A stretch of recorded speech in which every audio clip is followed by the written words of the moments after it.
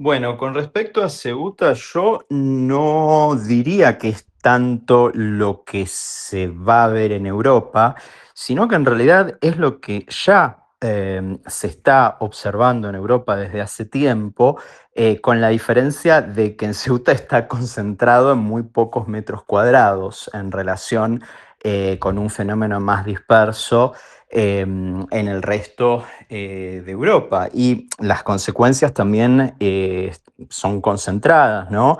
Se está viendo en particular ya, ante todo, con las violaciones que están habiendo, las agresiones sexuales a menores, a ancianas, sin mencionar todas otras cuestiones de seguridad y de sanidad.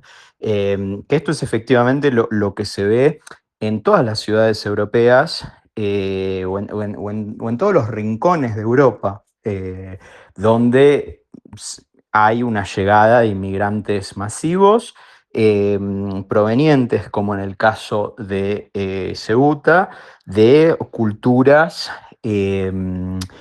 donde son, a ver, para empezar, que son hombres en edad militar, son hombres de bajo estatus, lo cual eso ya es un primer indicador desde el punto de vista de la psicología evolucionista, de que esos hombres van a tratar de subir escalafones en la sociedad por los medios que estén a su disposición, y los medios que están a su disposición más inmediatamente son aquellos que implican servirse de la violencia.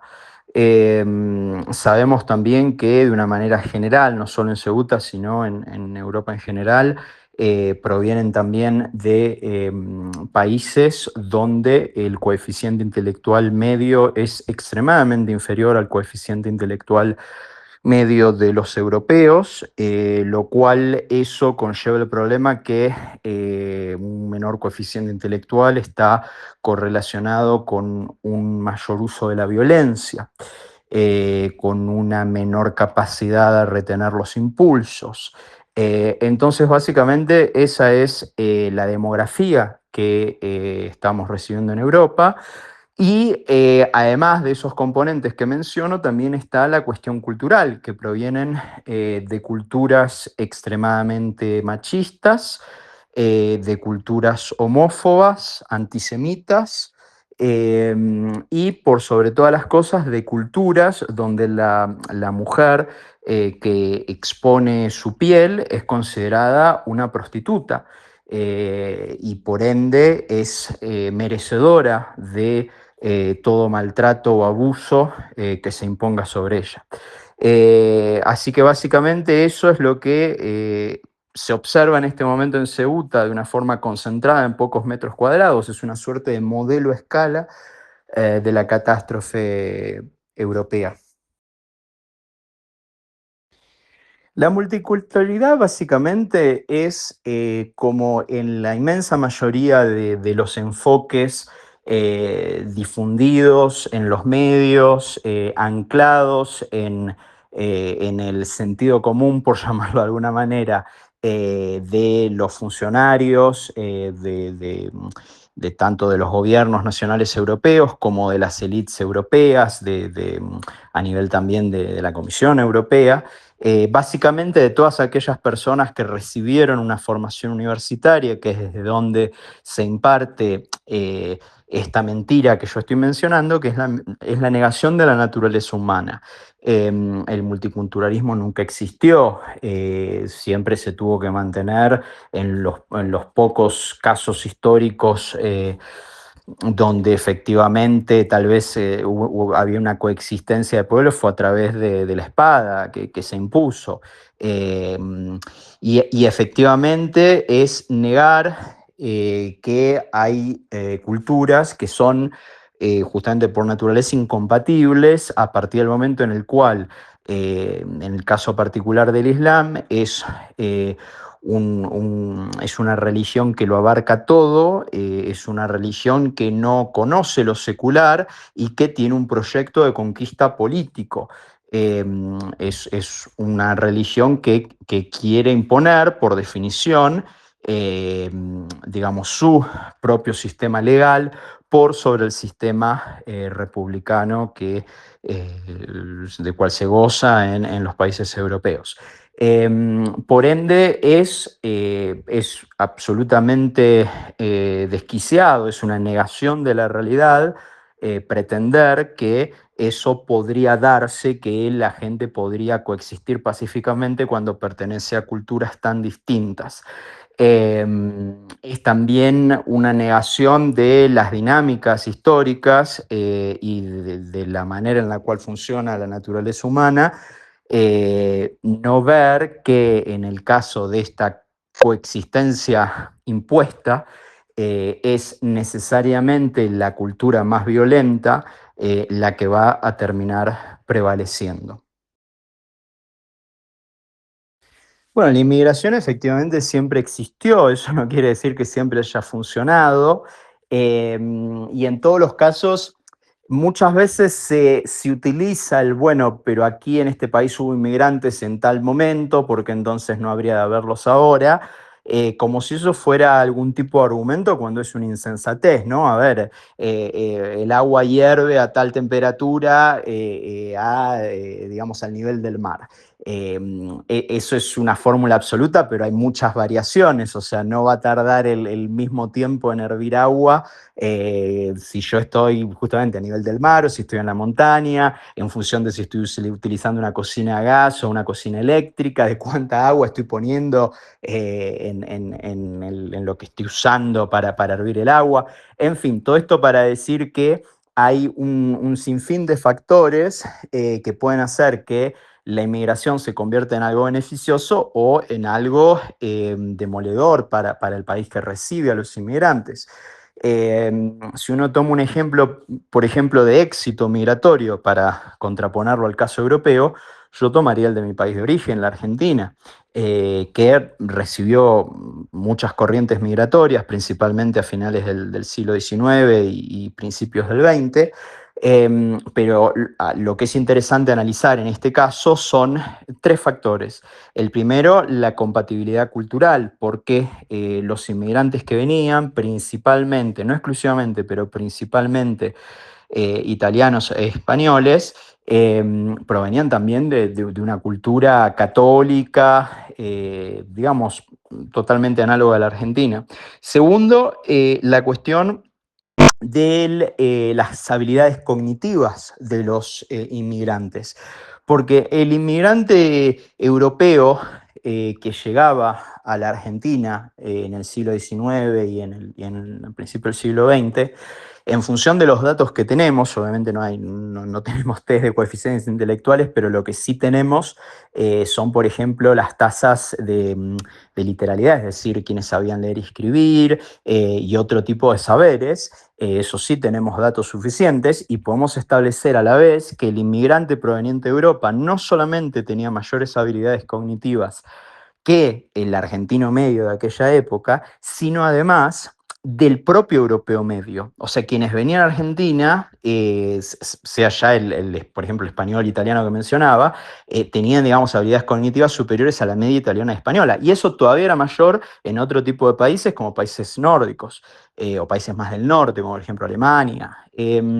Entonces ahí ya tenemos una variación importante. Y el tercer punto, también crucial en este caso, y para seguir con el ejemplo de Argentina, es que la Argentina tuvo una política brutal de asimilación, que era verdaderamente la construcción, digamos, del relato nacional y su imposición, al punto tal que el inmigrante no le hablaba a sus hijos en su propio idioma porque, digamos, el precio que había que pagar para vivir en Argentina, que es algo que está en la Constitución argentina, ¿no? Que la Argentina está abierta a todos los hombres del mundo que deseen habitarla, es justamente ser argentino.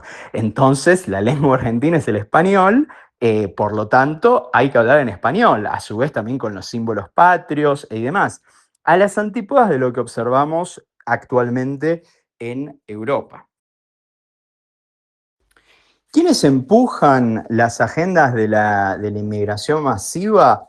Lo que es interesante aquí es, a ver, es innegable que quienes las empujan son las élites europeas. Eso es absolutamente innegable porque son ellos quienes lo han impuesto sin consultarlo con las poblaciones, ¿no? Lo cual muestra nuevamente eh, este desfasaje total entre lo que quiere el ciudadano europeo medio y lo que le imponen sus élites.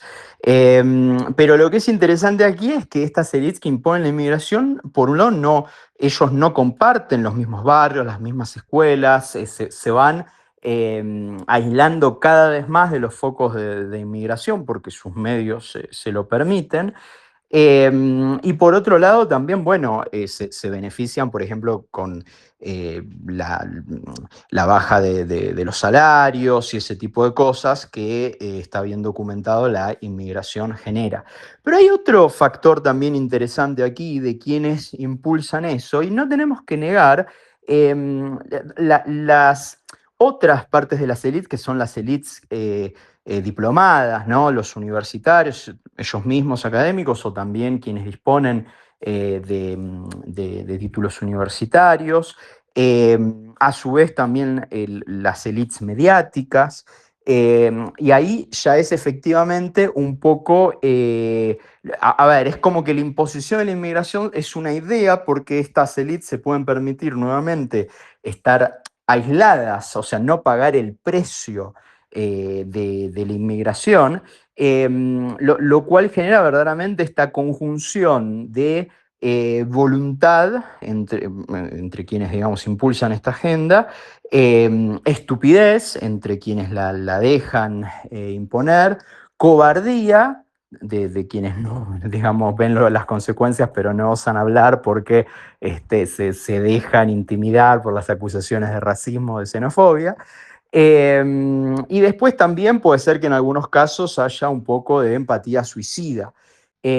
Pero ante todo, quienes impulsan son quienes niegan la realidad de lo que la inmigración genera y de la proveniencia, digamos, de quiénes son quienes llegan a Europa. Bueno, y efectivamente, la gran paradoja o ironía que se está viendo es que las mujeres son las principales perjudicadas en Europa por la inmigración, pero son a su vez quienes votan mayoritariamente por partidos pro inmigración. Es decir, las mujeres están votando para ser casadas como presas, presa en el sentido de presa de casa, ¿no? Con Z. Lo cual interpela, es una pregunta que, bueno, no sabemos por qué sucede esto. Los movimientos efectivamente LGBT son también quienes defienden esto. Lo que es interesante es que se está viendo un desplazamiento del voto de las personas homosexuales hacia los partidos de derecha anti-inmigración, lo cual en última instancia refuerza también lo que ya se sabe con respecto a los movimientos LGBT, que no son representativos de las personas gays y lesbianas y bisexuales, sino que son sencillamente movimientos políticos que enarbolan ciertas causas para avanzar políticamente, pero que efectivamente no tienen conexión alguna con la base que ellos pretenden defender. En todos los casos, lo que es interesante aquí, nuevamente, es, bueno, concluyo con lo primero, que es la negación de la realidad. Lo que se está viendo es efectivamente negar los datos. O sea, hay algunas pocas personas que cambian su opinión. Se vio, por ejemplo, en el caso de Ceuta, con un diputado del PSOE que primero dijo que quienes criticaban esta avalancha migratoria eran racistas, y creo que tardó una semana en cambiar de opinión y decir que era todo un desastre y que necesitaban ayuda. Pero mayoritariamente no cambia de opinión, porque este tipo de creencias Eh, es falso pensar que la gente cree en estas cosas de una manera racional, que basó su creencia en función de los datos, de la evidencia. No, la gente tiene intuiciones morales, por distintas razones llega a esta conclusión y se está viendo sistemáticamente casos, por ejemplo, de personas que albergan en sus casas, principalmente mujeres que albergan en sus casas inmigrantes y terminan teniendo que escapar de sus propias casas con sus casas tomadas para preservar su vida, porque son agredidos sexualmente primero, físicamente después. Eso hay distintos casos, te sugiero que los busques. Eh, entonces, básicamente lo que se tiene allí es eh, esta desconexión de la realidad, que también es un poco como los movimientos, ¿no?, de LGBT por Palestina, cuando uno sabe que efectivamente no podrían pisar Palestina, que serían inmediatamente ejecutados en el sentido estricto de la palabra, apenas se viera como aparentan, como lucen. Por lo tanto, esto es problemático desde el punto de vista de que uno quiere creer bueno, en democracia todas las voces, ¿no? O sea, uno dice, bueno, o sea, obviamente todas las voces son válidas porque todo el mundo tiene un voto, pero eso no quiere decir que todos los argumentos sean válidos. Y hay mucha gente que mientras que vos y yo podemos estar discutiendo qué hacer en un día de lluvia, pero si otra de las personas presentes dice que no llueve, que hay sol, cuando todos los que estamos ahí comprobamos que llueve, bueno, esa persona no es un interlocutor válido. Y efectivamente, quienes niegan los resultados trágicos de la inmigración no son interlocutores válidos, es solo gente que niega la evidencia que tiene delante de sus ojos.